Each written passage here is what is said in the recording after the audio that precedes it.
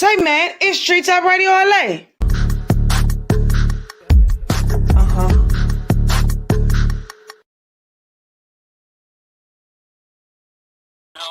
their mind. I ain't got the time. The niggas wasting time on me. Said you was on my mind, but you ain't had the time. Street Talk Radio LA, man. We are broadcasting live in Baltimore, Maryland, man, via Los Angeles, California. I'm your host, Big Homie Smiles, man. We do it big each and every Tuesday. You know, it's Taco Tuesday, and we never go a day without showing love to my boy, PJ. PJ's life was tragically taken, unfortunately, last year due to gun violence. But each and every Tuesday, we're going to rep him. We're going to celebrate him. He loved Taco Tuesday, so today is Taco Tuesday in memory of PJ 21.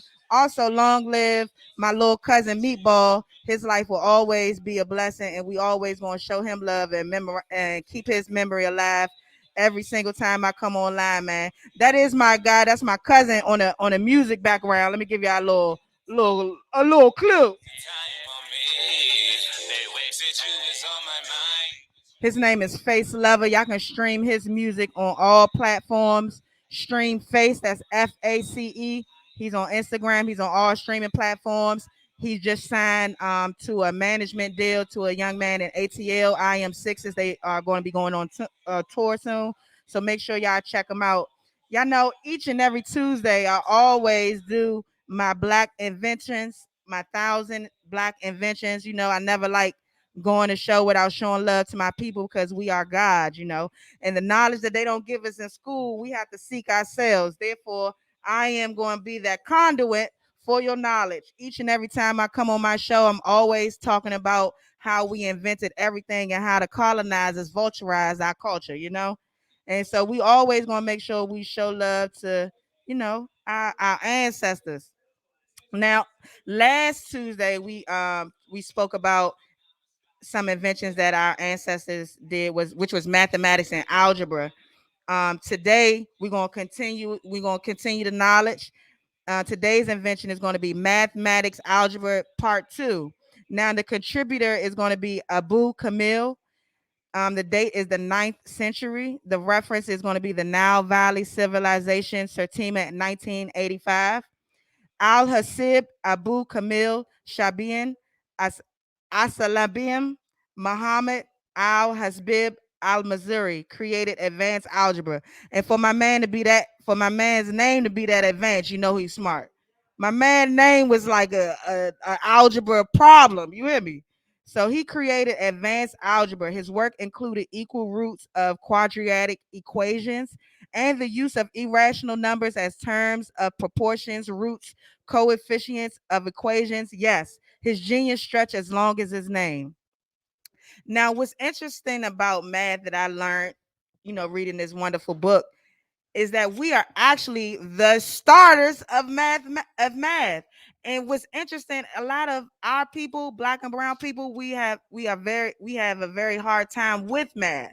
You know what I'm saying? And I believe a lot of that is because the school systems kind of left out a lot of who we are as a people. So we just seen math as a challenge and we never really pursued it. But math is really our thing. So if you really take time to and take the math that is coming to you on your school test, you will take it in. You will really get to know that knowledge. You know what I'm saying? Throw the hand clap.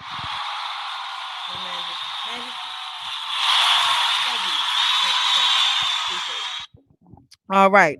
Number 2 on our 1,000 and Black inventions is going to be mathematics ciphering. Now, look, I'm just going to let y'all know, math for me, very, very difficult. But when I started reading this book and learning about how we invented math, the knowledge, when I started read about it, you know, I got a little bit more comfortable. I felt like, you know, it'd be cool if I, you know, studied a little bit this math. So this invention is called mathematics ciphering. The contributor is the Egyptians. The date is going to be 5,000 BC. It was the references is again the Nile Valley.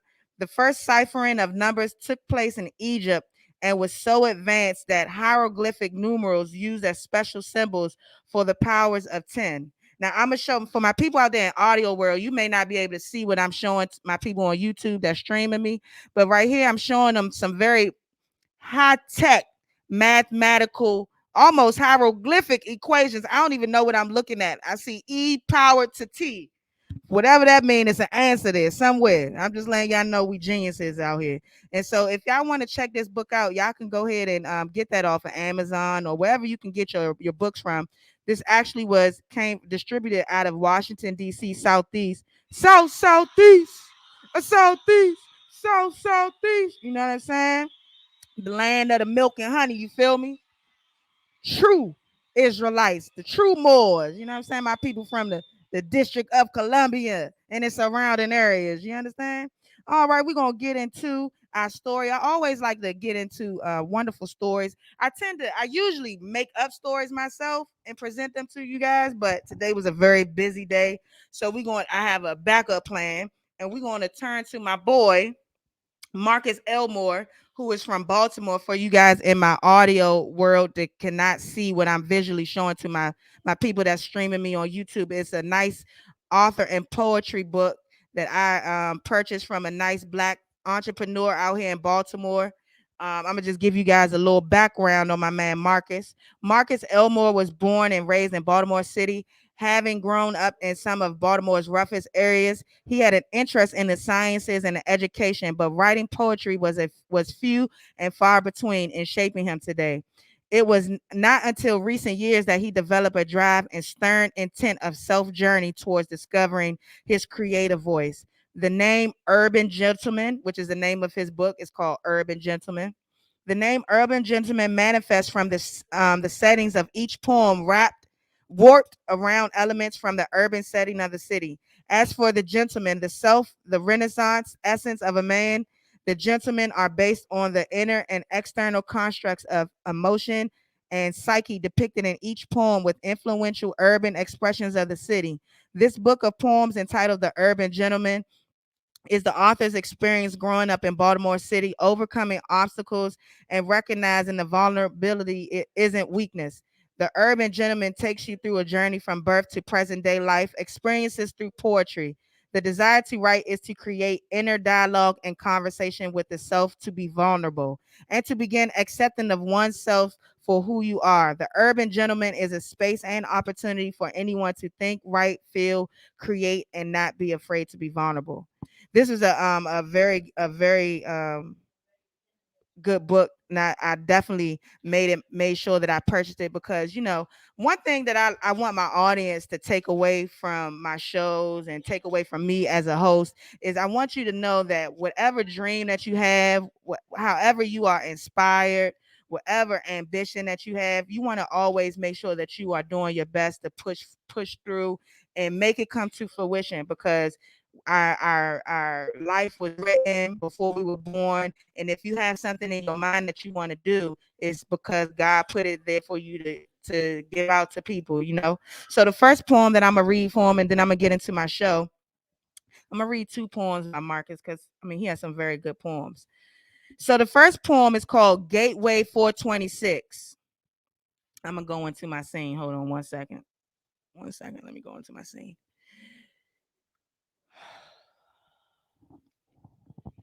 And sing. Gateway 426. Train now arriving into gate 426. Destination MGE. The journey begins innocently accepted into a world unknown.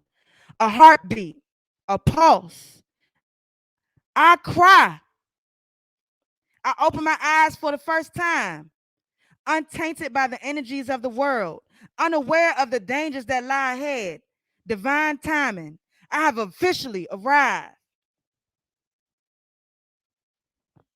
That was the end. Now, he also, in this book, he also gives the reason behind the poem. So it says, in life, we are on a journey that starts from the day we are born. The day for me was April 26, 1991. I had no idea what this journey would entail. I would never imagine having a book of poems, yet alone an entire visual poetry project.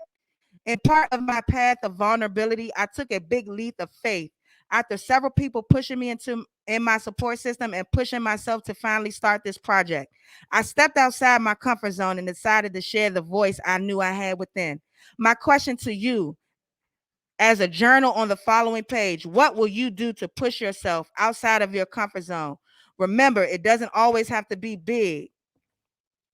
And he has some nice lines on the next page so people can write a nice little poem. Now this is the last poem I'm gonna read from him, and then I'm gonna get into my show. Thank you guys for tuning in on StreamYard, YouTube, Spotify, wherever you checking me out at. I appreciate you guys tapping in. This is Treetop Radio LA, man. I hope you guys take away something from my show once it's over. Okay, the title of this poem is called Burning Box. And for my people that just tapped in, this is a author and poet book by a gentleman from Baltimore whose name is Marcus Elmore. It's called The Urban Gentleman. Burning Box. Early childhood memories, good and bad adventures, early childhood dreams of carnivals and candy, a circus experience, a circus experience, a family time. Mom wanted to take us to see the elephants, funnel cakes and popcorn, hot dogs and fries. Little did I know, cries of scorn would soon follow. Sleepless, comfortless. We had no idea.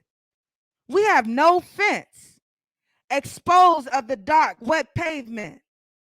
A happy bus ride coupled with 3 blocks in the rain, still between a blissful night and a horrid reality. 2 blocks down, 1 to go, and then I paused.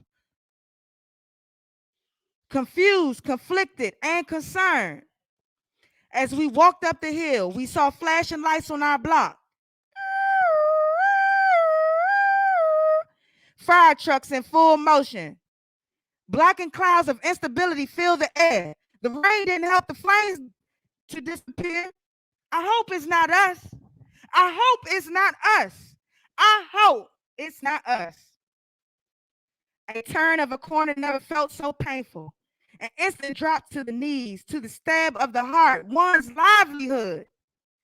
Deep stained tears running down my mom's face. Brothers hand in head, falling to the ground. Sister crying out loud. Dad remaining strong to comfort my mother and me in a state of shock. I dropped like the very last breath of my body was struck from my mere existence. Hours of crying, hours of pain. A squared routine, a place called home. Remember, the circus experience now is just a blazed memory. Burning Box. Now, that was the second poem in Marcus Elmore's book. It's called The Burning Box. Now, it's a tragic and traumatic experience at a young age can have lasting effects into adulthood. No matter how big or small it seems, if it feels big to the person, it's big, and that's okay. When I was in middle school and we had a house fire that took my sense of safety and security, this was the first time something of this nature had happened. From the pain, loss of personal belongings, and being misplaced from your home. As I got older, I became aware of how this played a role in my sense of safety and security. I began to reflect and process the actual loss of memories and materials. Things were lost in the house that I had attached myself to. Eternally, I equated my clothes to comfort and security. I would be mindful of not attaching yourself to materialistic things. The only way I was able to overcome this experience was to spend some time by myself and reflecting on the experience. Now, that was Marcus Moore, the Urban Gentleman. We're going to bring our guests on the show. Let me ask my manager if she's out front. Hey, manager, is the guest? All righty. She just pulled up on us. I appreciate her. Let me bring her. Let me bring her on in. Welcome, welcome. Hey, how you doing? How you doing, Miss Cato? Good evening. Good evening. Grand evening to you. I appreciate you pulling up on my show on TTRLA. Today's title. Thank you for the invite. Oh, no problem. No problem. For those people who are just tuning in and catching up with us, I have a wonderful guest on the show, the lovely Miss Armida Cato, who is also my mom. The title of our show is going to be Motherhood, Our Modern Day Heroes. Now, the purpose of this episode is to shed light on the millions of mothers making sure their families are taken care of. Motherhood is our society's versions of women superheroes. Mothers can multitask like no other. They can take a lot of pain. They're always called upon for help. They solve problems, save, and make money. They are teachers, counselors, survivors, protesters. I mean, the list goes on. However, we don't give the mothers out there their just due. This episode, I want to spotlight moms across the world and talk about the wonderful things that moms do for their families. Now, mothers are like superheroes, actually, in the eyes of their children. They are really superheroes. And when I say mothers are like superheroes, especially in the eyes of their children, uh, for me, myself being a child, I feel like when I seen my parents, I saw somebody who can do anything. I saw them as being people who I can depend on without a doubt to have my back. You feel me? So when I say moms are superheroes, that is what I mean. I mean, like, for children, in the sense of children wise, when I say that part, it means that children see their parents as the Avengers.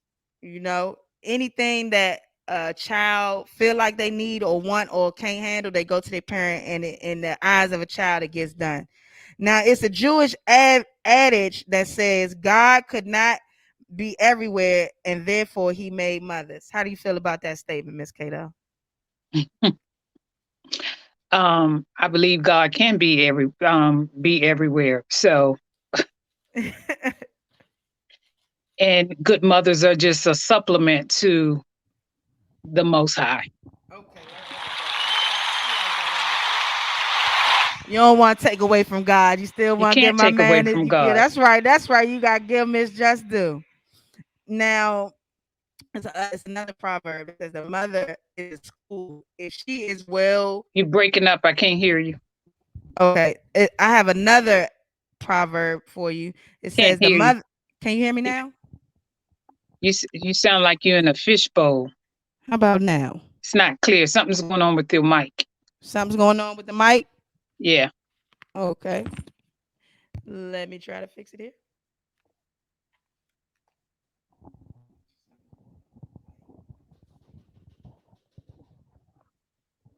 How about now? Can you hear me now? Your mic is, you're having technical difficulties with your mic. Ask the people in your audience, how do you sound? Because to me, you're scattered and breaking up. Okay. Okay. Let me ask Lily. Lily, how I sound, Lily? Now you sound better. Oh, okay. I got a thumbs up. Okay. All right. They say that sound better. Sorry, you guys, for the technical difficulties. I appreciate you helping me out. Lily gave me a thumbs up. So you can hear me now, baby? Yeah, it's better. Okay. Maybe I should remove this. Let's take this off. How about that? Hold on 1 second. Let me go to commercial break. Commercial break. Commercial break. Hold on. Let me find my commercial. Dang. Hello, my name is Ahmed. Some of you may be wondering why Ahmed eyebrows is connected and so strong, and why is Ahmed nose so long, and why is Ahmed lips so wide. That is because Ahmed is God, and I've come here to tell you, make a rare appearance, because I got so much money, to make sure y'all tap in to TTRLA, 4 p.m. Pacific, 7 p.m. East. All right, there we go. How about now, Miss Cato? How we sounding now? You're cute. It sounds Okay, better. girl, I'm cute or whatever. You feel me? Now, this Arabic proverb says, "The mother is a school. If she is well learned, you are sure to build a nation." How do you feel about that proverb? You think that's true? Repeat the proverb. You say it's an Arabic proverb? It's an Arabic proverb, and it puts it this way: the mother is a school. If she is well learned, you are sure to build a nation. That's true in a part, because some mothers aren't well learned, Mm. and you have Hello. had some wonderful children that have come from mothers who are not educated to society standards, Mm. and Right. still have created and sent out to society some great individuals. What about mothers who come from very poor um, beginnings Right. according to society standards, Right. right? Some who've not graduated high school don't make, you know, above average in income, but are great individuals, good Right. hearts, love God, and doing the best that they can. They can produce some incredible children. And Right. you have some very well educated mothers who have all that society can offer them and have yielded some of the worst human beings that society has to offer. Right. So it's Right. not based on education, it's not Mhm. based on wealth, it's based on who you are as an individual, your character, Mhm. and um, and for me, your connection with God. Amen. Amen. I like that. Now, when I looked at this proverb, Miss Cato, I saw it.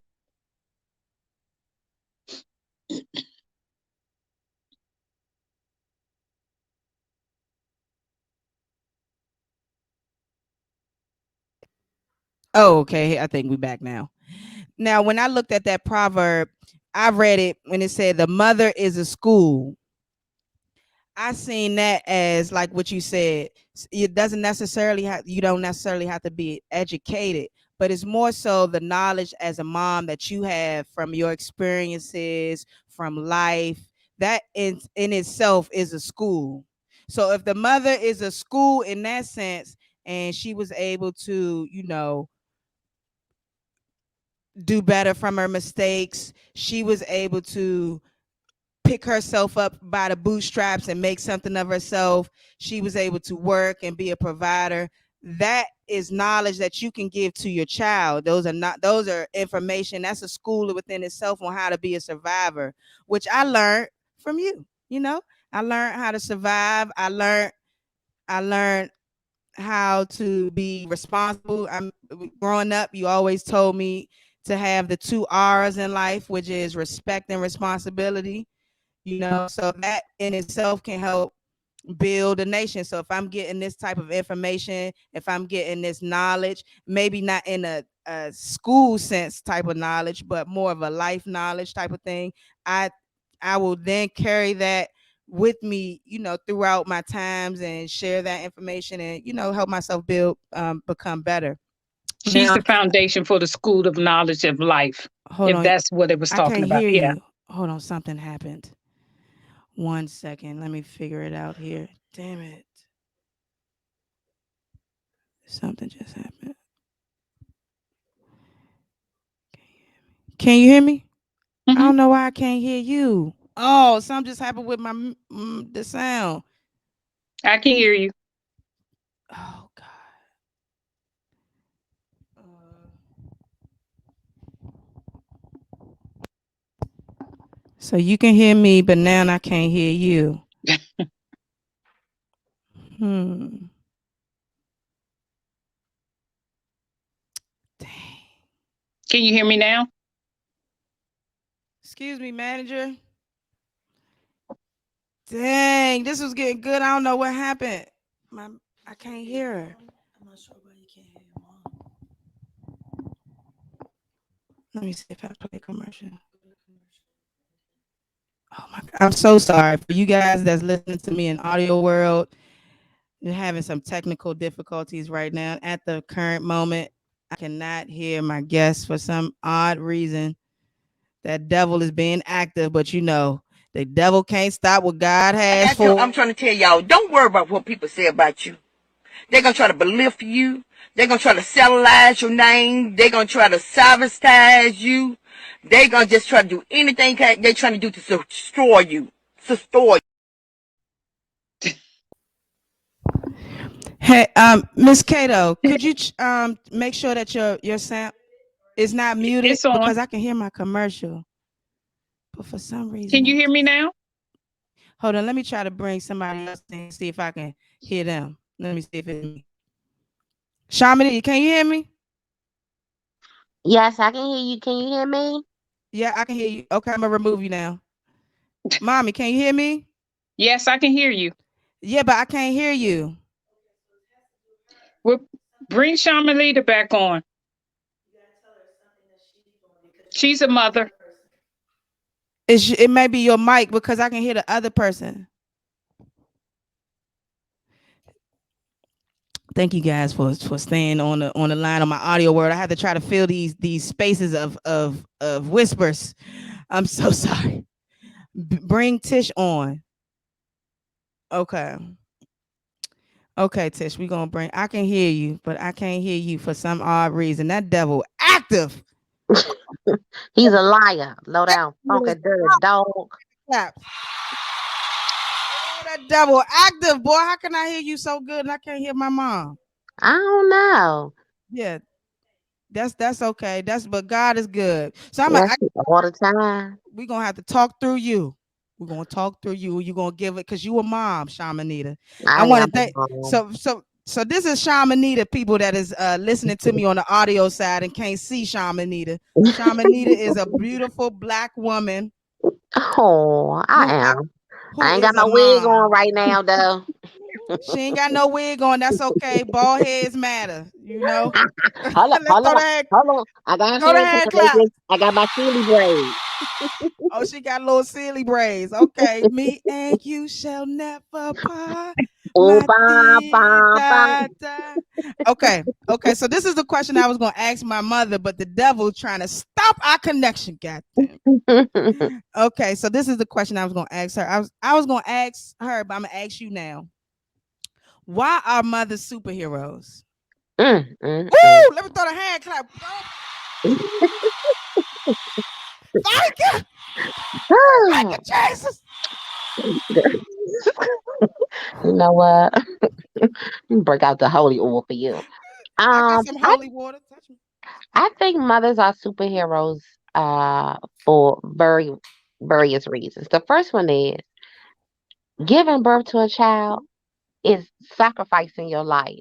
Mm, The whole childbirth experience changes you physically, mm, mentally, and emotionally. mm.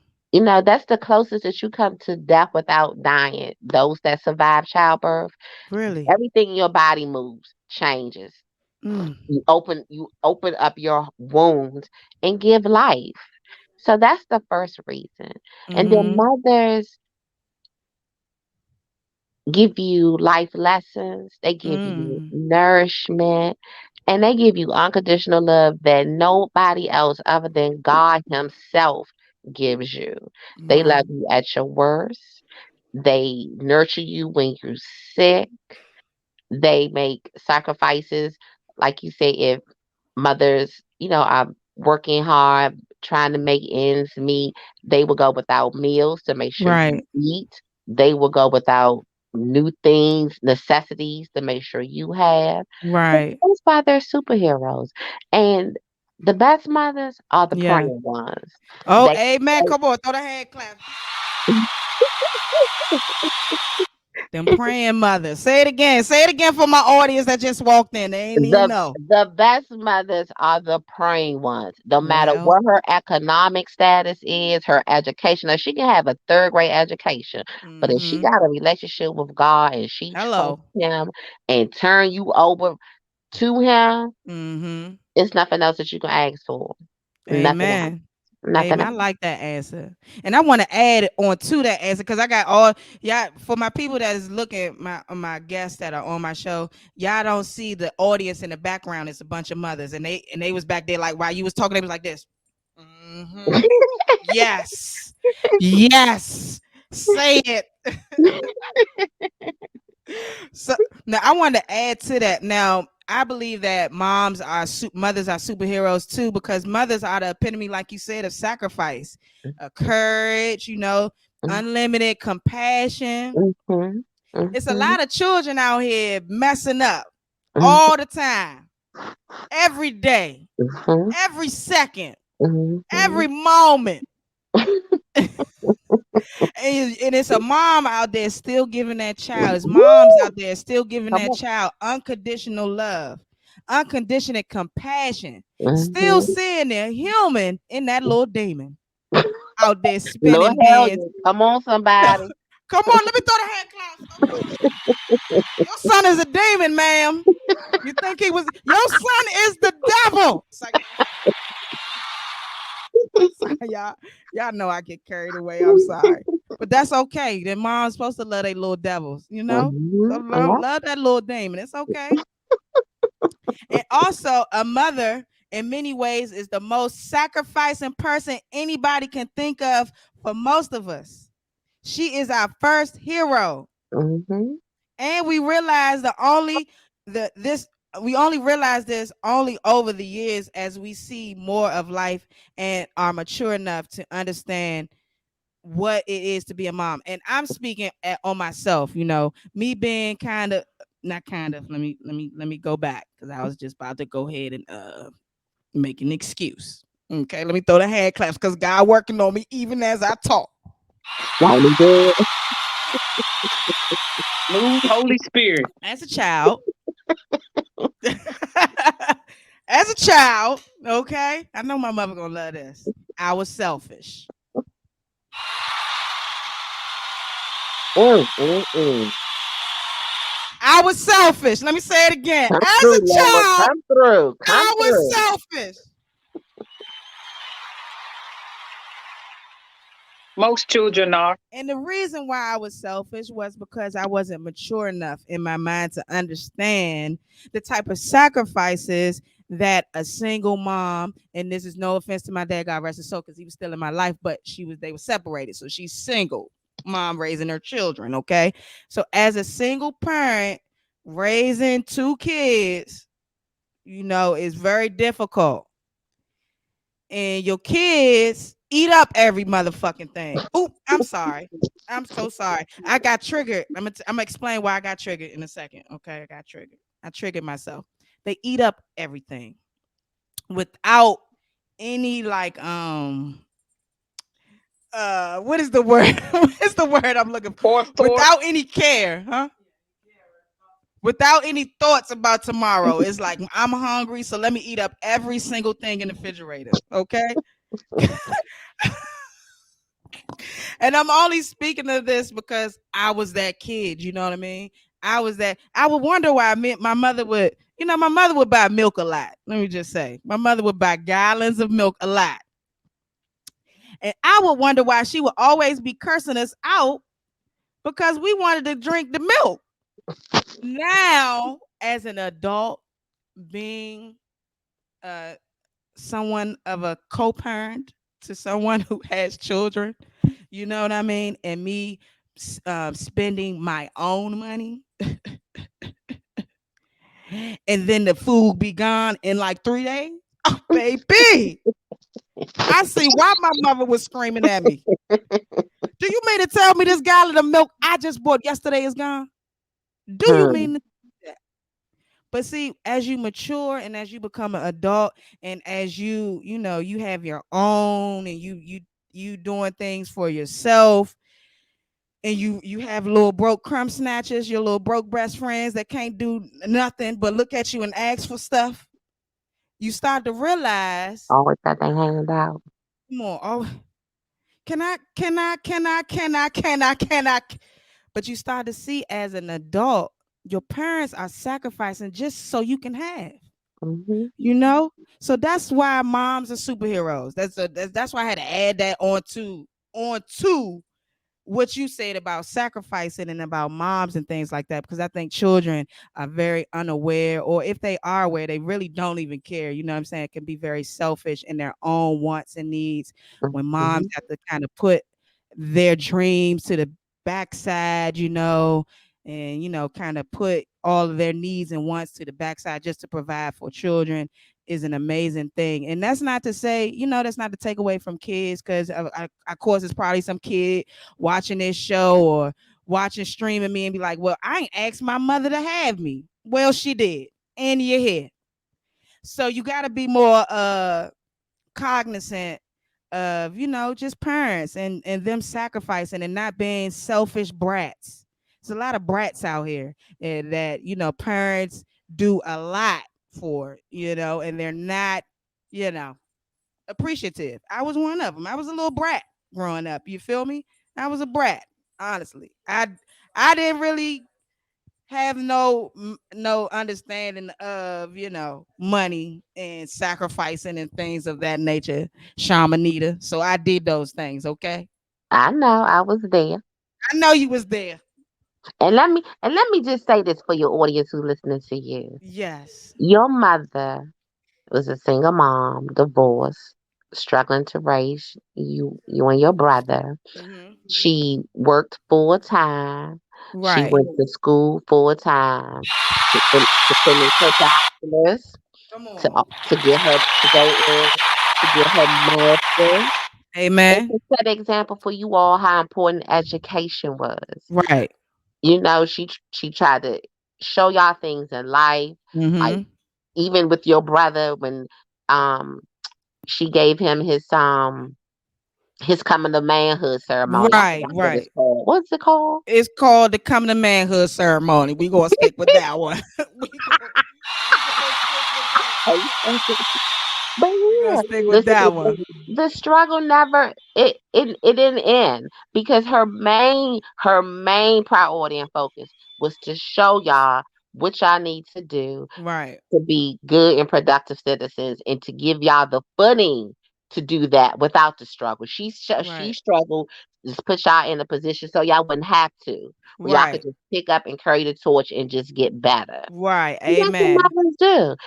Yeah, was it frustrating? Hell yeah. Was Right. it tiresome? Hell yeah. Were y'all Right. thankless?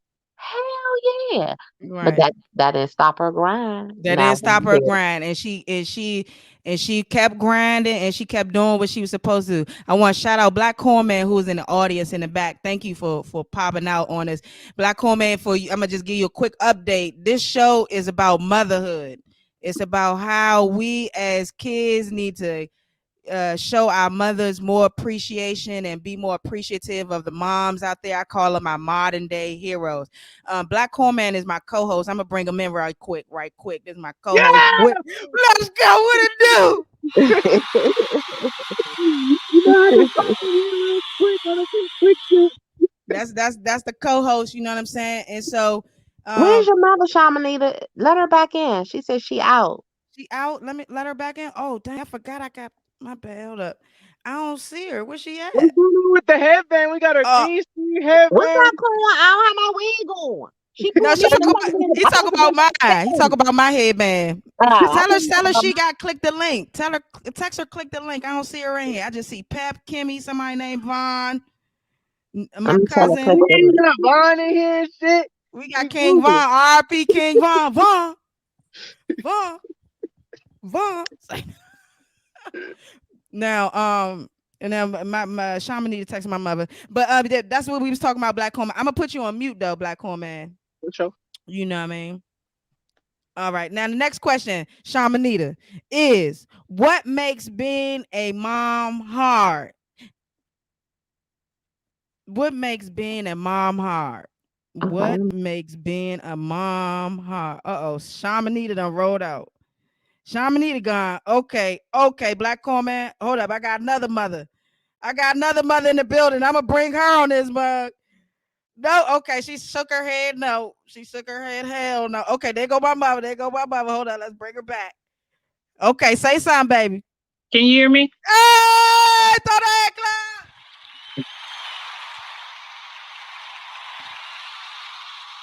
Let's go. Now, the gentleman that you see is my co-host, mommy. This is Black Corman. Now, I'm glad. Shamanita. Now, I got to mute it, so you probably won't hear him say anything back. But now, I don't know if you wanted to give your add on to the question, which was why mothers superheroes. Now, Shamanita gave us an excellent answer. I'm gonna do a playback. Her playback on the answer was moms are superheroes because they sacrifice. They almost died giving birth to us. For the people that survive, you are a miracle, baby. They work 10 jobs. Got to turn on the lights. They feed us. They give us knowledge. Even though we selfish and unappreciative, they still keep grinding. And you gave me all you could. You sacrificed. You got your bachelor's degree. You went back to college. You went back to school, got some more schooling. Then after you finished that school, you went to some more schooling for the school you went to. You know what I'm saying? It's about sacrifices. Now, my next question that I have is what makes being a mom hard, Miss Cato? What makes being a mom hard? Not being appreciated. Mm. I mean, really, it really boils down to that. So if you when you started earlier, you were talking about what moms do, the sacrifices and stuff we make. So I'm gonna equate that to God the Father. Okay. He created us. He created us for his worship and for his glory. Mm-hmm. And like you said, with mothers, we would sacrifice our life for you. With Right. God, he sacrificed his life for us. There's Right. nothing that he will not do for us. And Mm. only thing he asks is for us to give him thanksgiving, give him praise, give him glory. Mm-hmm. Right. And so Right. the same with mothers. We just want to be thankful for the sacrifices that we've made in this life for our children. Just some sort of appreciation. You can never Right. give us what we've given you because we've given you life. And my Hello. sister spoke everything. I agree with everything that my sister said. That's the closest we come to death. But you are children. I used to think children were designed to be selfish. The Mm. reason they're designed to be selfish is because we don't teach them the value and appreciation. We don't teach them Mm. the reason that we are here to and exist. And it Mm. depends on what you believe in. Some people Mm. don't have that kind of relationship with God. I Right. I do now. I didn't have the kind of relationship that I have now with God. Had Amen. I would have reared you all a different way. Mm. But I gave you what I knew at that time. I know Mm-hmm. better. I do better now. So Right. I understand now that I exist to worship the Father. Amen. I exist not to please the flesh, but to Mm. please the Father in spirit. So when you live and you're taught to please the flesh, you become unthankful, ungrateful, and Mm. you strive to please the flesh. But when you Mm. are taught to please the Father, you sacrifice the flesh. You know there's no goodness in the flesh, and that your Right. thanksgiving, your joy comes from giving, comes from serving, and those things go back to the glory and the Father. So it depends on how you see your life and how you want to view your life and how you want to Right. walk in this life. But I now know now that my pleasure comes from glorifying the Lord, pleasing Mm. the Lord. And so that's what I try to live my life by now. So even as adults, that you all can see a difference in me Right. than when I was then. Because when I Absolutely. was a mother, young mother, I was I wanted to please the flesh. Right. And so I moved differently. Right. Had I n- been in the mindset that I'm in now, Right. I would have moved differently. Mm-hmm. So um that's my basis. So being thankful. But do you teach your children what Thanksgiving is all about? Is it Mm. being thankful to the Father for what God has provided us, how He has taken care of us, how He's created safety for us, how He's Right. given His life for us? Or do we rear our children that will It's the be Pilgrims and the appreciative Indians. of materialistic Right. things? Is Mm-hmm. that the driver? Because if you're always searching for materialistic things to please you, you would never be pleased. Right. You would never be able to please the flesh. But when Right. you when you're striving for spiritual um appreciation and Mm-hmm. thanksgiving, there's satisfaction in that, because Right. then your service is not your own, but your service becomes that of others. How can I Mm. help others? But in discernment, right? But Mm-hmm. how can I help others? How can I let my walk, my service, my talk be service that God gets the glory? It's a Right. different kind of movement when you're Mm-hmm. moving, pleasing the flesh and pleasing the most high. I like that answer. Let's throw the hand claps. Girl, that was a heavenly answer. Hold on, let me let my black core man. Let black core man, what you guys say about that black core man? Yo, I love the answer. I just got a question. Like, I'm just curious, and my question is more just in general to mothers. But Mm-hmm. do you think that there's a time where a mom should, I don't want to say apologize, but kind of apologize for the mistakes that she may have made as a younger mom to the children? I like that Yes, one. I've apologized to my children. I've Mm-hmm. apologized to my daughter, and I've Yep. apologized to my son for the things that I had control over. Just in just the space that I was in, I had to talk to them as when they became adults to understand. Like, look, I didn't do things right. Mm-hmm. And here's Mhm. the reason why I didn't do things right. It's not an excuse, but I'm sorry. Because Mm-hmm. had my environment been different, had my relationship with their father, who was my Yeah. husband, would have been different. Our relationship with God Right. would have been different. Right. Um, we would have done things different. I made Right. mistakes as a mother, Mm-hmm. and I've had that. I had to have that conversation with Sabrina. I had to Mm-hmm. have that We've had conversation it. with Mark. And Mm-hmm. yeah, no, I say I had to have that Oh. conversation with you all. Mm-hmm. That's the countryness coming out in me.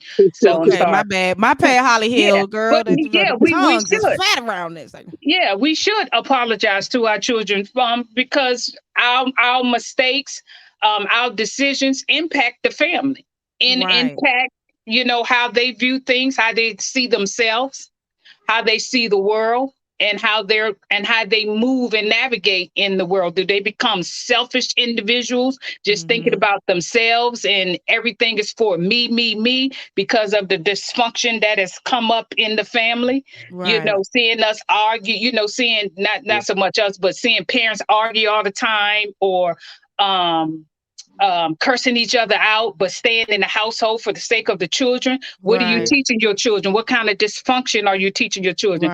I Right. remember one time when I was thinking about separating from the kid's father, or I think I had separated at the time I moved out, because I needed to move out for sanity's sake. And Sabrina was about 10, I think Mark was about 8.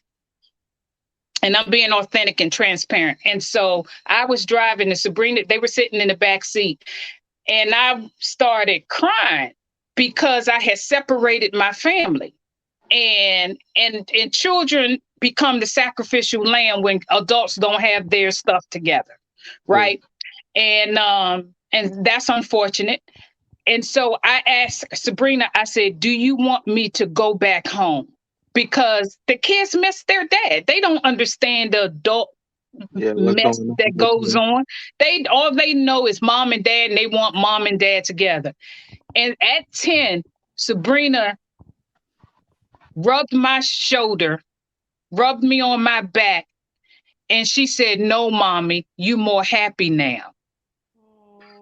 And that just made tears Oh, come down.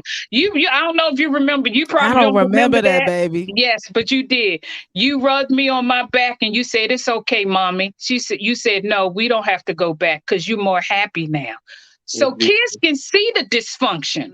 They see that. Now of course she missed her dad, but she Right. understood, she saw some brokenness in her mom too at the time.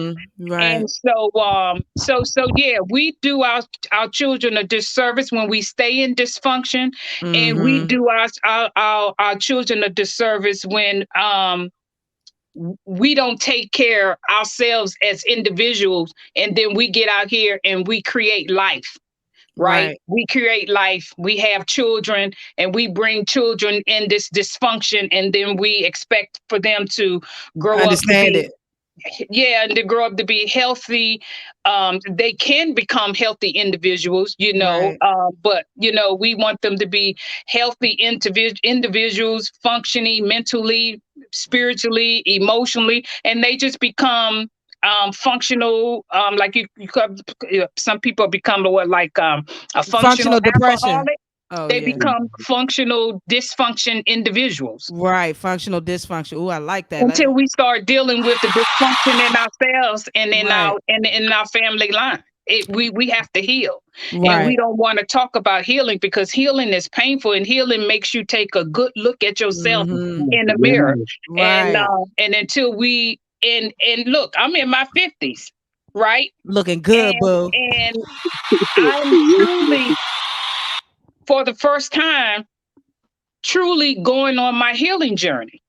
And it Mm. took a lot of things happen in my life to bring me at this point, and to start really asking, what is my purpose here, God? Why do I exist? Mm. Because the more I tried to please myself by shopping, trying to find the right relationship, and everything that had to do with pleasing me and pleasing the flesh was never satisfying. My Right. joy is now coming because I'm understanding that I wasn't created for myself. I was Right. created for the Father, and to Right. do things. My life is to help serve and to do things that bring Him glory. Right. That's giving me satisfaction and making me a more healthy human being. Right. I like that. And I like that question, Black Corman, because when me and my mom had our conversation, I was in my I believe in my maybe early 30s, late 20s. And we had to have a conversation, and it was definitely a hard conversation because as But a how did child, it start out? It huh? started out by us writing each other. You Yeah, we wrote were me, yeah, said we were everything you text. had to say, and then Yeah. I wrote you back like a 12-page letter, Yeah. And handwritten. I think that's You a know? really good way to Oh, do this it. was Right oh there. this I got that. You talking about the letter you wrote when I was locked up? Uh-huh. Oh yeah, okay. So that's when it started, when I got locked up. And so I had it when you sitting down, man, when you down for a little Yeah, bit, you know what I'm saying? To that give you self some time to reflection kind kick of, in. man, Mhm. self-reflection, boy. And so that kind of kicked off, our journey to healing, that Yeah. process of healing and stuff like that. And so when we was able to kind of get to the point where we were able to talk face to face, it was very healing in a sense where I felt like a lot of the wrongs that I had felt as a child that I felt like I had gotten done by, it kind of it was explained, and the way I saw it Understand, you wasn't got an really, understanding of you it know what from I'm her saying, probably wasn't side. really Yeah. how it was, Mhm. and so Yeah. I feel Because like we hide, because we don't tell the whole story, because I wanted them to have a good relationship with their dad, and I wanted them to have their relationship based on their interaction with their dad and not from my viewpoint, right? right, And so I allowed that to happen, and in doing that he created an image of me that was Oh, not um genuine, that was not 100%. right, And so I had to tell Sabrina my story as a yeah, mother, as a woman, as a wife. Here's my story. Here's what you didn't see. Like, before I come on, I'm in the backstage, I'm in the back room, right? right, And so you don't, the audience, the listening audience and the viewing audience on YouTube, they don't get to see what's going on in the backstage. So right, that's how children are. They don't get to see everything necessarily that's going on with in the right, backstage, or something that trigger what they may see when things come to the forefront. And they don't see all of that. And Right. so I had to have that conversation with her and was like, here are the things that I went through as a woman, as a Mm-hmm. wife, that you didn't get to see, that I hid and I protected from y'all, but it affected me as a Right. woman. It affected my mothering ability. Right. And for that, Right. I'm sorry. And that Mm-hmm. goes back to being unequally yoked. Right. And you can be unequally, Christians can be unequally yoked. Like her father and I were Christians, but we were unequally yoked because, and I was telling this story to a co-worker who's like a brother to me. I was like, her father wasn't supposed to marry me. Mm-hmm. And this, and if you, and to the audience, it depends on where you are in your spirituality and what you believe. But Mm-hmm. God had told him, this is not your wife. Mm. Not that I wasn't a good person or a good woman, but Mm. for the purpose that he had for him, Right. being a minister and Mm. what he wanted for him. And Mm-hmm. we were like 5 years apart, and I was Mm. very young, just coming out of, my grandma's house. He was like, she's not prepared for where I want to take you. Right. She's not ready for where I Mm. want to take you. We This don't is listen not to your God. wife. But because he was attracted to me Right.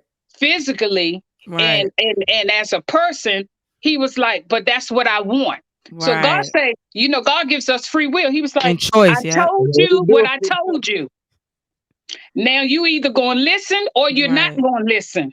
And if Yeah, you're you going either gonna and, listen and, or you and gonna you learn. going I see what you can't see. Right. If you make this choice, I see what you can't see. I see the Right. turmoil that you're going to go through. I see the dysfunction that you're going to go through. I see the distrust that you're going to go through. God saw all of that, but he could Mm-hmm. only see the flesh. He saw a curvy woman with a nice Mm-hmm. personality, and she was in church It's like, trying I to go, want that. yeah, that's what he God, I don't wanted. care what you're saying, God. I Yeah. want it. Yeah. And so we were like this because we were not supposed to be together. Right. We were not Mm-hmm. equally yoked. Although we were in the same faith, we weren't equally yoked. We were Right. two different places spiritually. And Mm-hmm. then I didn't even know what my purpose was, but he Right. knew what his purpose was. And Right. so a lot of times we make decisions and choices on mates, and we don't Mm. even know what we want in life. Right. We think we Right. do, but we really don't. When we Mm-hmm. find our purpose, we make better decisions. Right. Like now, if I chose a mate, oh, I know what I'm looking for, and I know what Mm-hmm. he has to come with because I know he has to align with what my purpose is, and I have to align with what his purpose is. But Right. because we weren't purpose driven for the kingdom Mm. as he thought, it caused a lot of dissension in our mate. Right. I like that answer. I like that. That was a I fine mean, field delivered answer. I think that's a really important key point though, right there that you mentioned at the end, that we have to be on our path, knowing where we're going for ourselves before we bring anyone else along with us. Right. Right. That's Right. 100 right And there. we have to be able to like my mom said about not wanting to feed the flesh, because a lot of times and a lot of struggle comes with people with children because they were trying to feed their flesh in that moment. In that Mhm. moment, that 5-10 minute, okay, maybe 30-minute moment, a pleasure. I think I can get an hour moment, but Okay, okay. okay. Some most of y'all can't do an hour. I talk about no pills involved. Okay, straight hour. 30 minutes back to back, water break in No, no, between. no back. No, No, no. I need a break. I'm talking about straight out though. You know what I'm saying? So you don't make me forget my point. Dang, I'm sorry. I I'm sorry. forgot what I was saying. We not chasing the flesh. We Oh, following it on. oh. That's right. That's Yeah, right. we not chasing the flesh. You know what I'm saying? So we gotta, for people that are listening and don't have any kids or anything like that, you need to be mindful of number one, because spiritual ties are real. So number one, you need to be figuring out who that person is that you are having sexual intercourse with, because you need to make sure they don't got no demons and spirits That's attached important. up into them, Ooh, girl. I think Hold on, let me. Sexually transmitted that's the demons. number one thing we need to Now be people thinking got about. demon D, and I'm not talking about the good one. Okay. Sexually transmitted demons. That's Yeah. real. Yeah, you gotta Listen, be that's a You big, talking mindful. about big thing. generational curses that people Yes. bring with them, all of these soul ties that people create, Hmm. and the dysfunction, and you become functional in dysfunction, and then Right, you create a smile because you have conditioned yourself to accepting dysfunction, right, Yeah. because to heal and really look at yourself is painful, and you would rather live a lie than to face the truth. right. Mm, A mm. lot of people out here not facing the truth about themselves. Okay. And Nene said in the comments, she was like, this sugar honey iced tea don't come with no handbook. And it See? doesn't. No, it Well, don't it come with does no come hand. with a handbook. We Wait, wait, just wait, don't wait, want wait, to y'all, read y'all the get, wait a handbook. minute, y'all getting before my questions now. Y'all going ahead of yourselves. Y'all, that's a good podcast. Y'all go answer my question before I get to ask it. Okay. Okay. Now my next question. Okay. Okay. I'm gonna read the question, but I want you to answer because I'm gonna give my answer. Then you let me know how on point I am. Okay. Hmm. Okay. So this question is, what are the duties of a mother? Now, before you say, I took initiative because it's my research and my podcast, and I was like, if I was a mom, what would be my daggone duties? So this is what I got: a manager for the family. That's number one. Being a teacher for her children. You know what I'm saying? Because let me just explain why I said a manager. A manager because in my eyes, a mom is a person that handles the business, gets things in order, kind of, finds good deals on things. Those are all manager qualities, okay? Okay, number 2, being a teacher for her children. I come to my mom for a lot of questions, and a lot of answers because she a teacher. She I don't think she a follow them teacher. all, but When you say I She don't follow them all, don't listen. She asking, but she not listening. that's okay because I'm an individual, baby. I'm an individual. see, of course you are. Okay, number 3. Now we gonna get sidetracked. Let's not digress. Kids Okay, is number welcome. 3. World's best chef. Okay, because my mom know how to throw down, baby. He Okay, does. skirt, skirt, throw down on the ones and twos. You hear me? Number 4, household nurse. Okay. Because let me tell you about this time that I don't know if I told my mother this, but the truth is coming out today. Oh Uh-oh. Lord. Okay. So my mother, my household nurse, because there's one time, right? Okay. I told my mother that I was running up the stairs and tripped and fell. That's how I chipped my tooth. But the truthful answer was I was on my skateboard trying to skate down a hill when it was icy. I got scared. Like I didn't commit to the first hill when I chipped my tooth. The second hill that hurt my leg, I still ain't learned my lesson, obviously. So I didn't really chip my mom. I'm telling you the truth right now. I don't know why God just told me to just stop blurting out truths. I don't know what's wrong with him. But the reason why I chipped my tooth was because I was on my skateboard and I was standing up on it trying to skate down the hill, and I got scared and I jumped off and I hit my conch and I hit the tooth and it. That's how I got loose. Mm-mm. But she helped me though. She helped me. Someone said, She helped me. is there any way? One of the comments in the chat says, "Is there any way it can get louder? Louder." I Can don't any know. Is there any way what can get louder, the chats or my voice? He didn't say. He just says, "Is there any way it can get louder?" Your Your voice. voice. Oh, okay. Is the volume up on your phone? Okay, because I'm screaming right now. I'm screaming, Danny. Do you got an Android or an iPhone? Now hold on now. It's Android over here. We I we got good. Android. Do you got the A52 or He you? says all the way. I have an Android. He says Yeah. all the way. I'm Uh, sorry, Danny. I don't know what to tell you. You just got to listen a little harder, baby. Listen a little harder. I but appreciate you being in the comment section, though. now she's 34. She's just telling me this truth. She'll be 35 I know. next month. And guess what? Wow. I just told my partner the same truth because I was like, one day I'm gonna tell my mom this truth. I'm gonna But tell that's her I true ain't really though. run up the stairs and hit and that's how the hole got in the wall. Oh God. Oh, I got another truth. Let me tell before I answer before you answer that question. Let me Don't ask make me pass out with all these truths on the air, but go ahead. this is another truth. This is another truth. Remember that time I hurt my hand and I said I fell and hit the door and hit the wall and there was a What's hole in the wall? mm-hmm. That's a lie. That was a lie. That was a lie. The lie I detector actually determined that was a I lie. actually got mad about something possibly you said to me and I punched a hole in the wall. Mm. That's what happened. That's what happened. so, so I just wanted to get that off my Always chest. costing me money. It's been eating me up for years, and so I wanted to Mm. my Mm. hospital Mm. trips. Oh, and my manager over here encouraging me to tell more truths. Okay, this is the last one because she Well, she I know obviously you, on the you wrong always side. wanted. You was always trying to get a ride in an ambulance. You That's what wanted it. mom she said. The ambulance. Yeah, She said, yeah. tell her about the She was ambulance. trying. It's just like she was hypochondriac to things happening to her, so that it get a ride in the ambulance, and it was always something after one thing after the other, and I was like, she stuck a toothpick or something in her ear, lost her I can't wait till she equilibrium, finished and it was talking. just always something, and I was like, you're not Okay, riding in the ambulance, Sabrina, okay. stop this mess. I Let don't me know if tell she you why I wanted wanted.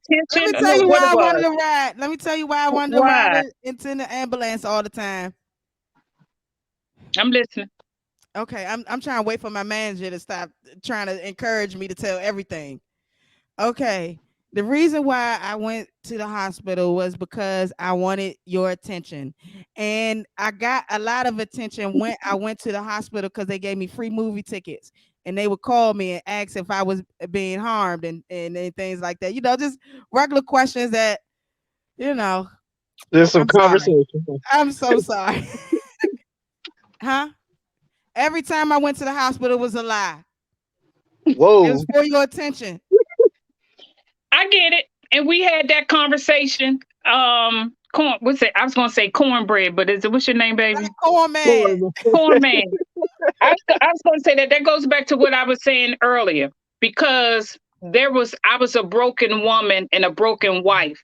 And so when you have those issues going on in the inside of you, sometimes it's hard to love the way that you should love, and because you don't feel good about yourself, and I wasn't feeling good about myself, and I knew Sabrina was yearning for my attention, and I was giving it the best I knew how at the time, but it wasn't what she needed. And that was one of the conversations. That's why when I wrote that 7-page letter, that 12-page letter, and it was 12 pages front and back.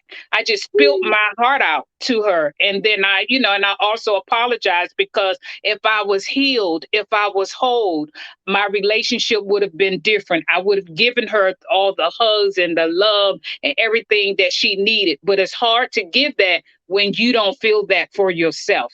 And Right. that's what we do in relationships. We look for things from other people that we don't have within ourselves. And that's Right. why relationships are dysfunction. That's why we go from bed to bed to bed to bed, looking for that we don't have whole on the inside of us. And so it's a lot of healing that needs to take place in this world. But, Right. one soul at a time. One soul at a time. One soul. I'm That on was a that was mission, good. one soul at a time. One soul at a time. What you was gonna That's say, my Black Corn purpose. Man?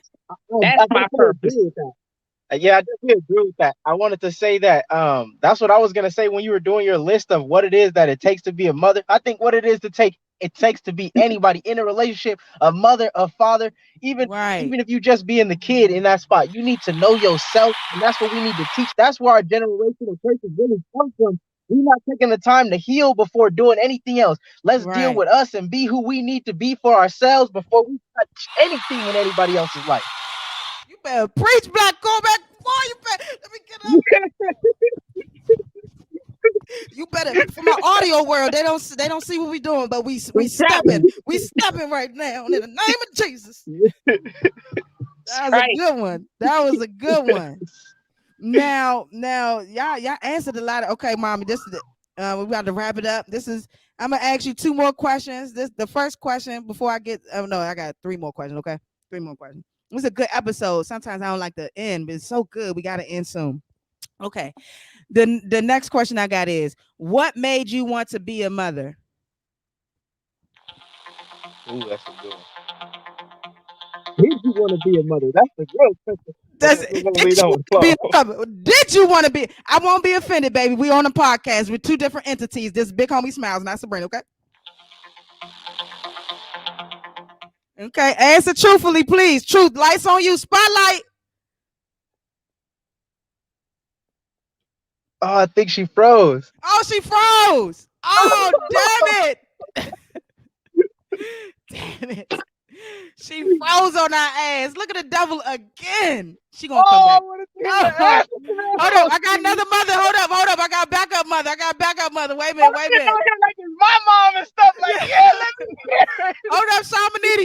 You got to take her place when she roll out. You the backup mom. You the assist. Okay. The question is, what made you want to be a mother? Or did you want to be a mother? Yeah, Flash, did you want to be a mother? Slash, did you?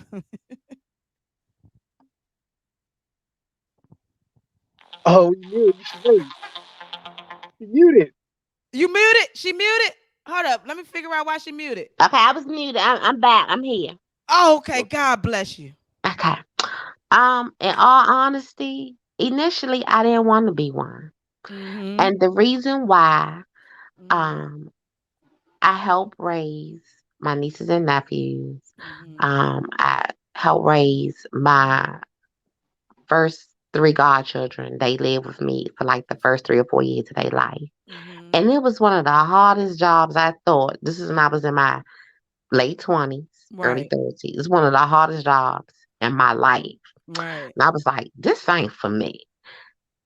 I loved what I was doing because I was helping them out and family Right. members out who was going through struggles, addiction, whatever, mental health. But when they was in a position to get their children back, I was happy about it. And no, Take these little seriously. niggas. And I was like, oh yeah, that's enough for me. Um, and then just in life, the different things, the crime, um, pedophilia, Mm, um, bullying. I was like, I'm not fit to be nobody's mom. My mental wouldn't be right, right. So I didn't want to. I was afraid. But then as I got older, and I thought my year that that year of childbirth had passed me, it Mm-hmm. didn't. God gave me a child at 40, Oh, and wow. I was better prepared Right. mentally and Right. emotionally, and Right. I understood the process better, and it's the best Mm. thing that ever happened to me. I And actually got five even more questions. and Sorry. it's a big difference when I was helping raise my nieces and nephews and my godchildren, and then Mm-hmm. having my own. Yeah. It was a difference. I love Right. them, and I would give my life to them, but my child Mm-hmm. changed my whole perception. It's a Mm. love that I didn't New exist. experience with them that I had Right. for him. It is Oh, just different. So I got you. yeah, And my initially I mom didn't said want to that be was a her mother. same answer. I was like, motherhood, get the deuces. It wasn't Get for the me. deuces right. My mom, Miss Cato, is that your same answer as well? Can you hear Um, me? yeah, I can hear you. Black Corn Man had to go back to work, so that's probably why Oh, okay. he I left like up. Black Uh-huh. Corn Man. Me Uh-huh. too. So First Elote man in LA, if y'all out South Central. my answer is very similar. I was raising my nieces and nephews, and they were leaving them in the house with me while I was a teenager, and I wanted to go out and do what teenagers do, and I was like, I am not having no children.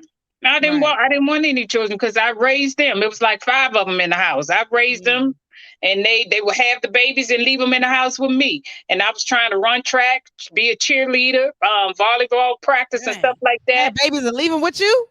I'm gonna I have a baby. mean, Me to go watch her.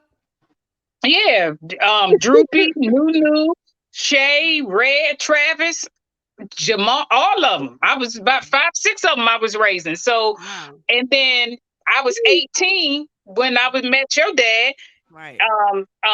What 19, and then the Mhm. next thing I know, I'm we here. weren't supposed to be doing having Right. sex, and I got pregnant. You was throwing them rocks. I heard you was throwing them rocks at his window, trying to get him to come downstairs. That's what I heard. No, didn't do none of That's what that. I heard, boo. Boo Mm-mm, boo. mm-mm.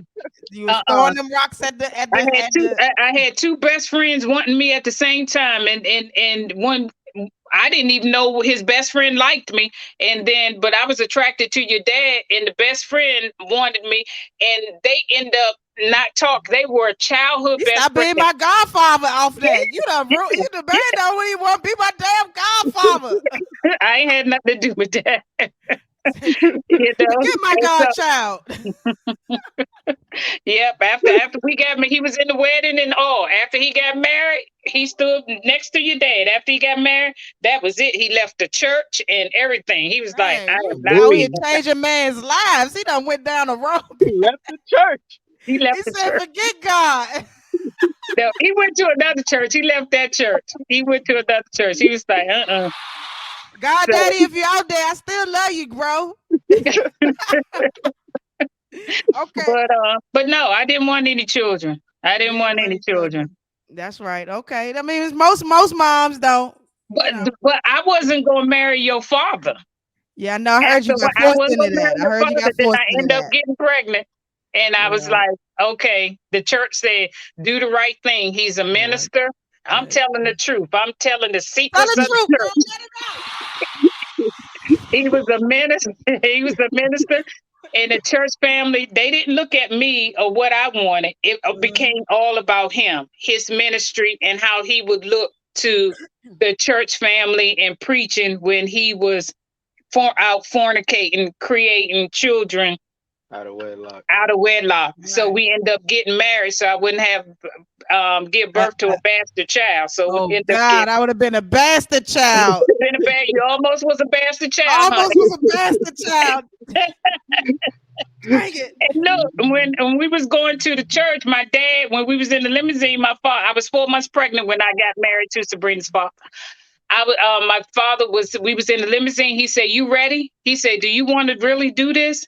And my response was not that, "Oh God, Daddy, I love him. That's my husband. I want to marry him." I said, "Daddy, too many people at the church. Let's go." Oh Lord, you ain't want to embarrass nobody. I Poor didn't want to baby. embarrass. We had already set the date. We not gonna go. You're not gonna embarrass God and these I wonderful was like, people at too the many church. people at the church. Let's go. Just tell the driver to go. Let's go. Gosh. And Sabrina was born. Welcome, welcome, February 2nd. 5 months later, Sabrina was born. And it's been wonderful ever since. That's what we're gonna say. We're gonna keep it that way, okay? Would you change that? Wait, can I ask? Would you Go change it? ahead. Would you have Go ahead. told Would your you dad change it? to drive you somewhere else? Like, Would you no, tell we them to not gonna I, skirt do it. skirt? I would have said, just feed the people and tell them to take their gifts back. And I'm taking this dress off, and I'm just gonna have them raise my child. I And raise my bastard baby. I, just she, gonna raise my bastard baby. Now that's the somebody would God's have loved honest me like truth. they own. Somebody would have loved me like I was theirs. I would have loved you. You would have been straight. He Yeah, I would would have have been loved you. straight. You would have been Yeah. straight. University. That's right. That's right. Okay, my next question, because y'all was getting ahead of yourselves. Y'all good. This is a good guess. Y'all smart. It's maybe because y'all older. Y'all asking my questions that I've already written down. Like how y'all know. Okay. So the next question is gonna be what's something people should know about being a mother. Oh yeah, y'all already answered that. I was Wait, not wait, gonna I say. want to say something about that. I Yeah, think it's go ahead. something about that. The answer that she gave earlier, I really liked it, where she was talking Mhm. about how she learned how much love she really had. I think that's something that people really confuse about children. They think they're gonna give birth to somebody that's gonna give them an unconditional love, and Right. I have two kids myself, and it's more like you learn about having unconditional love more than you get it. It's but that having it, it still teaches you just as much as getting it. But it's more that you have it. You now have unconditional love for somebody else, and that opens up a lot of things in your own mind. Mm. Right. That was powerful right Powerful there. brother. Come on. Come on, let me throw the hand clap. Throw the hand clap. Now I don't know People if don't you want may. to have honest conversations like this. They want to say, they want to pose for the gram, and they want to say, "Oh, my life is wonderful, and my life is Mhm. it's fruitful, and we are multiplying, and we Right. don't have any issues." When on the backstage, your life is effed up. Right. Yep. because And you're Everybody of going going through through it. something. Mhm. yeah, you because you haven't healed, and we want to live this Best Polaroid life. life, and that's Yeah, not we what want life to is live our about. best. I'm Right. You living my want best life and all that. Right. Living yeah, America. I got the best. I got the best person. The best kids. My kids don't do no evil. My man don't cheat. Yep. You know. Mhm. So, but I like what you said. But I like that what y'all said. Y'all saying some good stuff. Y'all, I like y'all. but you were saying you asked a question earlier about describing when you was describing a mother. What was that question? How Oh, did you oh, pose oh, that? oh yeah, I forgot. I forgot that question. It was what are the duties of a mother? And then I read what I thought my duties would be if I Yeah. was a mom. So Hmm. if I was to say what are the duties of a mom, I don't have to, if I could read that whole chapter, I would. Proverbs 31. And it goes Proverbs kind of go 31. ties into what you were saying. She's a businesswoman. Right. She's a woman that can run the house. Here's what I would like to leave with people when you're Uh-huh. trying to choose a mate, Right. right? Whether or not Uh-huh. you're trying to marry someone and you don't have children, you want to create kids, or if you're a single mom or a single dad and you're going to partner with another person, you Right. have to ask yourself in the here. This is my litmus test. If something was to happen to me, Uh-huh. can I trust this person to run my businesses, to run the household, Ooh. to make Ooh. sure that my alienate my children from not being able to see me, because I've seen that happen when Mm. that woman or that husband has Mm-hmm. complete control and power, right? Mm. And they can stop your children from Right. seeing you. If you have outside children, right? They can Right. stop your children from being able to see you. They Right. can ban them because that wife and that they can stop your parents from being able to come and see you if they so Mhm. choose. So does that person have the character, the temperament, the Mm. that you will want in the event something was to happen to you? Will they take care of your finances, or where they bleed you dry and put you off somewhere and go off with somebody else? Don't Right. forget all that romantic lovey-dovey stuff. When Right. stuff really hits the fan, is that the person that's going to continue to take care and make sure that the household is taken care of? That's a Right. Proverbs 31 woman. Does she have the intellect to continue to run the business, to run the finances, to make sure that everything is taken care of when you can't? Right. And vice versa. Him, is he's going to make sure that my best interest and our best interest is taken care of when I Right. can't? Right. That's my litmus test. I can't. So I haven't found anybody that I can trust at Wow. that level. That's strong. That's a strong That was test. You deep. know what I mean? That Y'all was got me deep. questioning my. Y'all got me questioning my relationships. Like, hold on, can you take care of my kids? Wait a minute. Wait a Wait minute. a minute. Oh, I had to That's look at myself as a right. partner. Am I that type of partner that can handle all? I'm thinking That's like, right. damn, Take did she sex off the did she fuck table. up Take with me? sex No, off I'm the kidding. table. See, we let sex drives us and make our decisions, but sex distorts our discernment, right? Right. And so you have to ask yourself, if something was to happen to me, Right. is this person gonna make sure that I'm good? I'm Right. all right. Are they? Right. Or if they have access to my money, are they gonna make sure that they ain't sitting me in the home so they can just collect my check? Are they going to Right. advocate for me when I can't advocate for myself? Right. Are they going to make sure Mhm. our finances are together when I have no insight to that because of my health? Are they going to Right. make Mhm. sure that if they have to wash my behind, are they going to wipe my behind and wash my behind? Will they do that? Right. Mhm. Right. Are Right. they going to make sure that my kids can still see me? My parents can Right. still see me. They're going to make Right. sure that I'm okay. Nobody is going to bring harm to me when I can't fend for myself. That's Mhm. what you got Right. to ask yourself. Forget that lovey dovey stuff. That's Right. the stuff that really matters. Right. That's the stuff that really I like that. And if You you can't, then spitting, girl. you shouldn't be making no try. You shouldn't be sleeping with them, because then why? Right. Because then you don't Right. love yourself, because you're saying I can't trust you to do right by me in the Right. event of, but I'm going to trust you with my body. Ooh, hold up. That temple. That's deep. Reverend Cato. Woo-hoo! Girl, girl, we Girl, got he doing Pastor. something over here. He working on me. He Yeah, teaching me.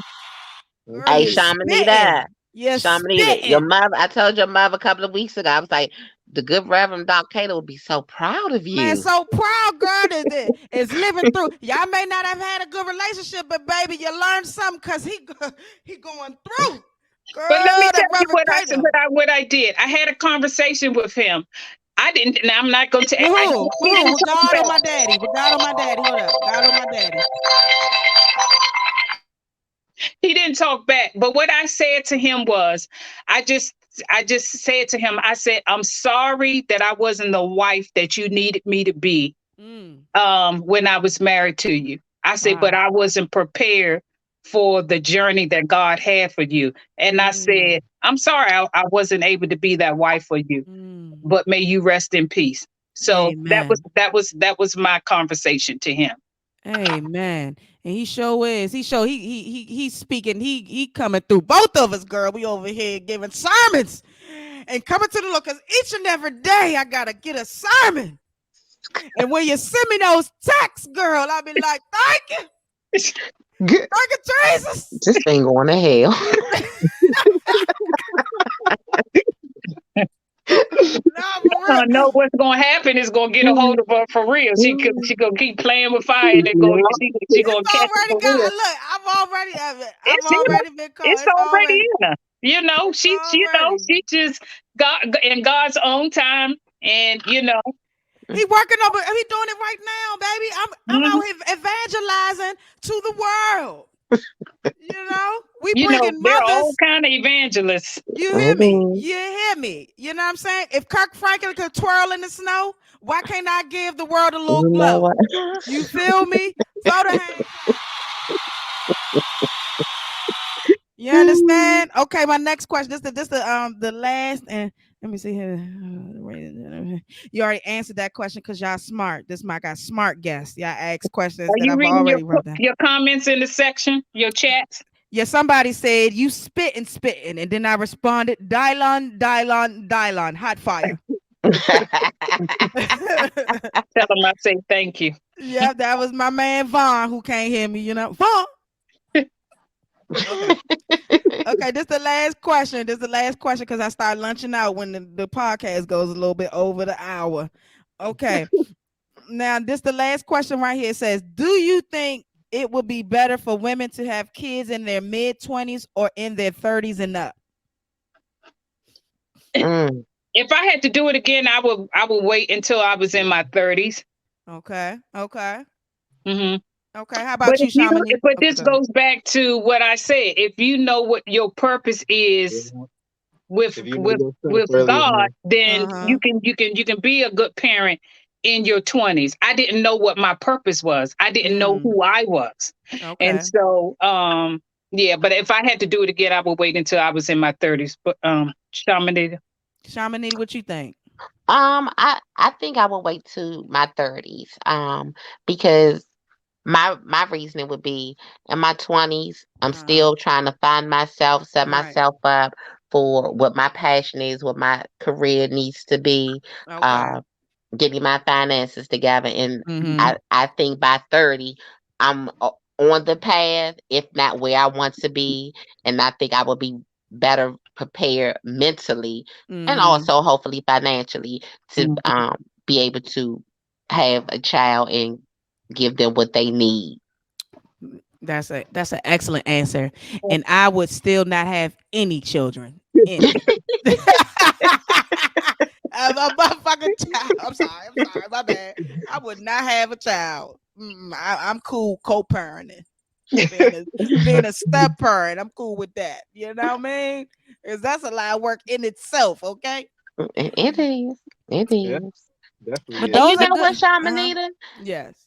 Co-parent stepchildren, developing a relationship with stepchildren, it's probably harder than having your I own. feel like I feel like it can be, you know what I mean? Because Hmm. it's like you have to step outside of yourself, and you have to. I'm gonna just tell you why I feel like it can be more difficult, just for me. Remember your manager in the room. I just want I to know throw my that. manager, my manager and her managettes. Okay, so I, I'm gonna say these things very, very respectfully. Okay, for me, I just feel like, maybe being a step parent or a co-parent is kind of more difficult. Number one, because as a person, have to step outside of yourself if you don't have kids, right? And when you're dealing with someone with children, you have to see that they're sacrificing at all times for their kids, and that you coming into the picture. I told my partner when we first started talking, I said, I'm an intruder, I'm coming into your life and your kids' spaces. I'm always gonna be seen, as a person that's like coming into something, So for me, I had to, kind of like, not not be like, oh, nobody like me, they don't like me, but try to make that effort in a relationship and creating a bond, in that sense, because kids pick up energies, and if your energy is wrong, if you moving different with children, whether they're old or young, they're gonna pick it up and they're gonna internalize that, and then, sometimes there's no coming back. Once a child Mhm. feel a certain way about you, you know what I mean, and you not they blood parent, it's like, I ain't gotta respect you at all. As a matter of Mm. fact, They say that with their blood parents. well, yeah, I'm saying They they say say that with that the 'cause, blood. I'm just saying, you and I had that division for 7 years. yeah. We had that division for seven Seven is years, a and I holy gave, number. Look at that. yeah, and Look I at gave that. and I gave birth to you. Being a parent Yeah, I was require is disrespectful. I'm one of sorry, the most mommy, for being selfless. disrespectful. I'm sorry. I was a very disrespectful child because I You felt were. like the things that I should be saying and being disrespectful about, I had reason for, but I did not. Okay, I was wrong. It's two left shoes. I Oh. apologize Thank for you. for calling you out of your names and things like Ooh, that. I was very Jesus disrespectful. saved you on that one, girl. Yeah, I was very ignorant child, very Yeah, disrespectful child, and I apologize.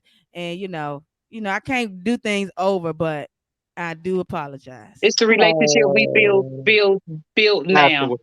Yeah, Yep. Yeah. But being a parent is one of the most selfless things that you can do.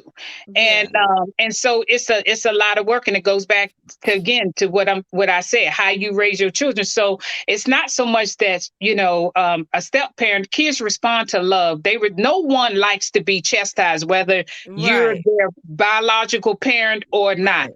No one Yeah, likes to be I try to chastised. show Kids love. respond to love, kindness, Right, and they respond to genuineness, and they know right. when you fake and they know when you genuine, They and they sure do know when respond you to that, fake. They sure do. even if they don't like some of the decisions or directions that you may give them. They know when it's coming from a good place, and it's coming Right, from a place of safety, concern, and what's in your best interest. But right, kids are, for the most part, are raised to be selfish individuals, and so right, they're going to fight when their needs, they feel, aren't being met, when that, and it goes back to that flesh, and it, goes back to, where you are spiritually and what you right, believe. And right. but yeah, you just be love, you be genuine, you be yourself, you be authentic, and Yeah. that's what people respond to, um period. Yeah, I believe I'm being a genuine and authentic person, and that I show my partner's kids love and stuff like that. And also I'm gonna keep working on it, because when you're dealing with the blended family, you always want to make sure that love is poured into the mom first. You know what I mean? And I tell my partner that when I pour love into you, you then in turn pour more love into your kids, and then your kids pour that love into, so it's a full circle type of thing. So I, Hmm. I definitely try my best, to show love and give love. And I'm gonna definitely work on, being more active and creating bonds and stuff like that. But I'm it's a Can I process. say one thing before we Yeah. end? Yeah. I don't know if you had a question about this, but Mm-hmm. I've learned. I have an 8-year old, and You have 8-year old. in the 8 years, I've learned that mothers have to take time for themselves, mental Right. breaks, Mm. um, because and some mothers feel guilty Mm-hmm. about tr- making sure they're right mentally, that they're right Right. physically. They feel guilty, but you have to take care of yourself so you can be a better parent to your child. Right. It's very important to give yourself self-care and self-time. You have to find those moments in between raising them, working, going to school, whatever the dynamics are in your life. You have to Yeah. find time to take self care, and that's important. But a lot of mothers feel guilty, but you need to do it. Self You care really moms out do. there. Y'all need You self have to care. It's do it. okay. No, I You have Well, to appreciate here's that. do it. the thing. You Mm-hmm. need both parents to participate in raising the children. And Yes, so a both lot of parents have to times be we feel present. like everything is because I had that, depression because I Mm-hmm. felt like I had to do everything. And postpartum is real. Like we Mhm. in society we say that okay, the woman she gives birth, she has to raise the children, she has to cook. Right. He has to take care of the needs of the man, wash clothes and clean Right. the house. And then the man he works and she works, but he just comes home and he sits Right. down and he waits to be served. Served. No, no, no, no, Mhm. Right. no. Like If you a if slave, I like his work woman his and slave you or work, something. then we have to contribute together to doing homework, to Right. cooking, to The cleaning the all house. of it. And that's All when of it. mothers get burnt out. And so Mhm. what I did, I had to create because that's the kind of wife I was. Mm-hmm. That's how Sabrina's dad saw me. And so Right. when we like I didn't have my first outing outside of my kids until I was 20. Now I was married, I was 19 going on 20. I didn't have my first outing outside of my children until I was 23. I Mm. wasn't allowed to, go somewhere by myself. We always went as a family, or I always had to take the children with me. And so one time he allowed me to visit one of my high school classmates who had moved up here, and he was Mm-hmm. like, "You okay? You can go ahead, but be home by this time." And Right. when I went to her house, I'm being this is just some real talk. I Transparent. need to It's write about okay. Be honest, transfer. baby. This is about I went to motherhood. her house. She cooked dinner. We were talking. It just felt fresh to be from around the kids and from around Mm-hmm. my husband. I Right. jumped up on her bed like I was 10 years old. I jumped up and down on her bed and she just looked at me and laughed and she said, "Go ahead." And I was like, I just feel so free. I was like, I don't got the kids. I don't have to worry about them tugging on me. I don't have to worry Wow. about Mark. And I was just like, Mhm. oh my God, it felt so good to Yeah. just, to be away from them. Then I laughed and we just talked and, till I went. So you need that time. And then when me and her father divorced, Right. my sister and I had this system when I needed a break. I would take the kids over to her because you moms need that break. They Yeah. need that break. They need to be able to breathe. And so, when it says it takes a village, and especially if you're a single mom, when you become a single mom, single parent mom, you really and the father is not really involved. You really need to create that system of support so you don't lose your mind, so that Right. you mentally, emotionally, spiritually strong, so that you know how to love on yourself. Because if you can't Mhm. love on yourself, you can't give that love to your children. Then your Mm-hmm. children go outside of the house looking for love in all the Mm. wrong Come on, places. And Yep. that's places. truly true. Yep. That's so Mhm. true. That's so Mhm. true. That is an excellent act. Yeah, y'all make me proud. Let's get a hand clap. That girl I'm Quincy. so proud of us today. We over here healing. We over here building relationships. Mhm. Mhm. We over here manifesting and elevating as women and black men, you know what I'm saying? Black cool Mhm. man. Y'all making me happy. This is a great episode. I truly appreciate you guys Let tapping me throw in. one thing in Oh, before you okay, end. okay, okay, okay. Go ahead. Say your question. There's one thing I wanted to say in general about Mm-hmm. parents' relationship with kids, and I think it's for relationships in general, but also Yeah. with your child. I think that we need to just because in relationships you need to listen and have an understanding and be able to listen to something you may not want to hear. And I think parents, Mhm. as parents, we struggle with that a lot, but it's important because even though that child may not know everything that you know, they feel something some type of way, and that's on their mind. And if you Right. Mm-mm. can't sit down and have an open discussion about how they feel and what they think, then Right. you're not you setting them up to fail the same way that you did. Yeah. Right. Yeah. Right. And you have to That and was parent that and was two good, and cool man. let me add something to that, and parents have to be willing to have those uncomfortable conversations with their Yeah. kids. You know what I'm saying? Because number one, a lot of times when a child feels like they have had a lot of trauma from a parent or parents, they feel like, things were horribly wrong, for whatever reason. You know what I'm saying? That's an uncomfortable conversation for a mom, especially because number one, you gave birth to your child, and then to have Hmm. your child come back and say, "Oh my God, you ruined my freaking life. You traumatized me. You freaking I didn't have no ability to be myself, mom." That can be kind of hard for a mom to hear, but moms, you have to have that conversation. You have to be willing to listen and hear your child say, "Hey mom, you traumatized me, okay? You screamed in my ear early in the morning, get up for school." I didn't So do that. I wouldn't miss the bus. so I wouldn't miss the bus. You know what I'm saying? So now every time somebody call my name, I pop up like the devil. You know what I'm saying? You gotta be willing to have those kind of conversations. It's okay, parents. It's moms. It's all right. It's okay if your daughter come to you and say, "Mom, you traumatized me." Yeah, my But as life. adult children, we also have to be willing to sit there and listen to the reasoning and the Yeah, understand and as be adult understanding children, we ourselves. have to be able to listen to and reasoning for the things and why the moms or dads took these actions. We not dads, we talking about moms. Why moms took these roles and these actions, we got to understand because as kids, if we was in our parents' shoes, we probably would fail horribly. Yes. You know what I'm saying? And my mom did a lot, and my partner, she's done a lot for her children. So I could not imagine. Look, my partner got 4 kids. I could not. Hello, Yeah. I could not Man, clap for imagine that taking care of 4, feeding 4. No, no, Mhm. You're no. I could. responsible for everything, their entire well-being. You're Yeah. So I responsible for salute these moms around individuals. the That's a world. lot.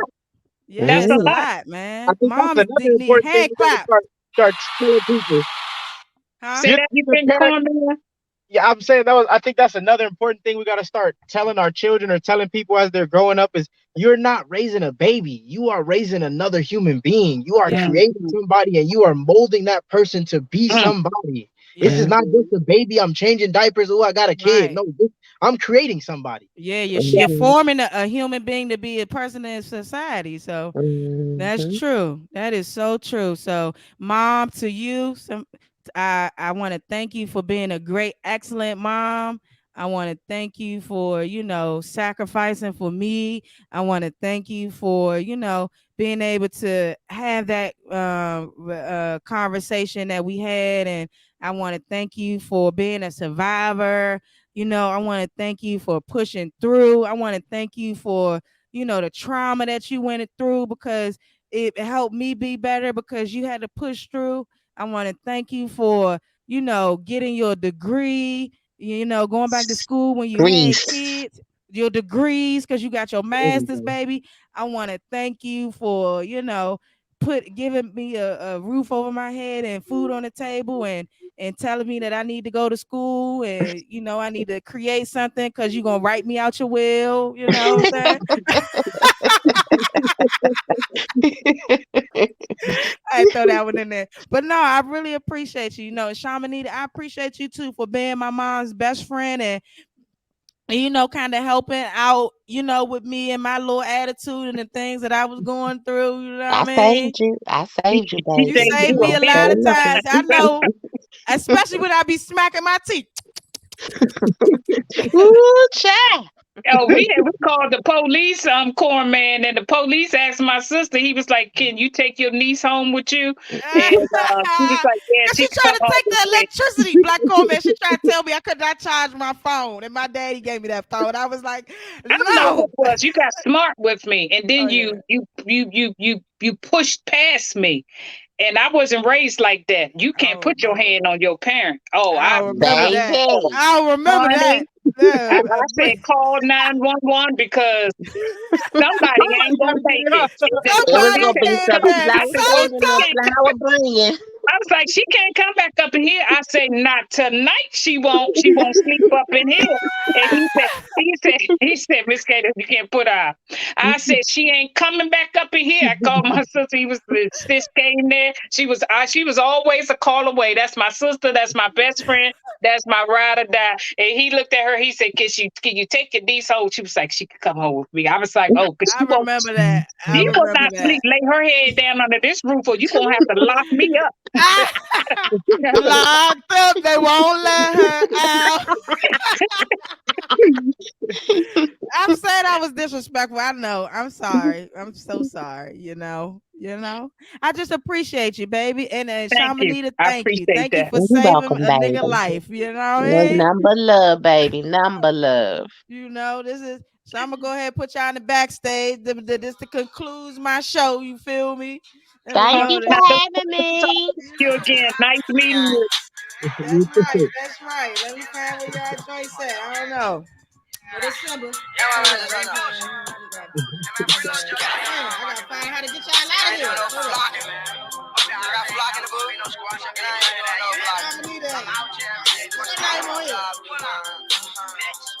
Okay. Hey man, y'all already know I never go a show without telling my wonderful woman that I love her. She is the reason why I am continuing to push forward and elevate to the highest. She is my other half, the equal yoke. Y'all heard on the show, you gotta be an equal yoke. You know what I mean? So I appreciate her being my support, being my manager, being by my side. Oh, I wasn't supposed to say that. Okay, shh. Y'all ain't hear that part. The manager and the person that I'm talking about, two separate people. Okay. I just want also thank my mom and my Shamanita and Black Cornman for coming through. Black Cornman is my co-host out there in Los Angeles, California. He's the first and only Black elote man out there. So if you're in South Central, man, make sure y'all hit up Black Cornman. His website, www.blackcornman.com. Shop with him, support his business. If you want to invest in anything that he has going on, make sure y'all DM him on Instagram. Hit him up. His Instagram name is at the bottom. He has a vending machine and ATM service. If you want to invest, it's a good passive income. Holla at him so he can talk to you about some things. Shout out to my cousin Nene. Hey Nene. Shout out to Day Day. Shout out to Vaughn, whoever that is. You know what I mean? Donnie, Vonnie, shout out to you. Shout out to everybody, man. Shout out to everybody tuning in, streaming me. I appreciate y'all, man. Big Capital House, Big 41. Make sure y'all follow me on Instagram. That's treetop_radio LA. Y'all follow my personal page, my backup page, big_homie smiles 41 backup page. You already know it's free to go, free, sympathy free. Inshallah, my man be home soon. And for you DMV rappers, it's over for you. My man touching down, smoking everybody on the scene. You feel me? Hey, Tuesdays, 4 p.m. West Pacific time, 7 p.m. Eastern time. Holla at me. You feel me? You know what I mean? It's the end of the show, man. Shout out December, man. Make sure y'all stream all his music on all platforms.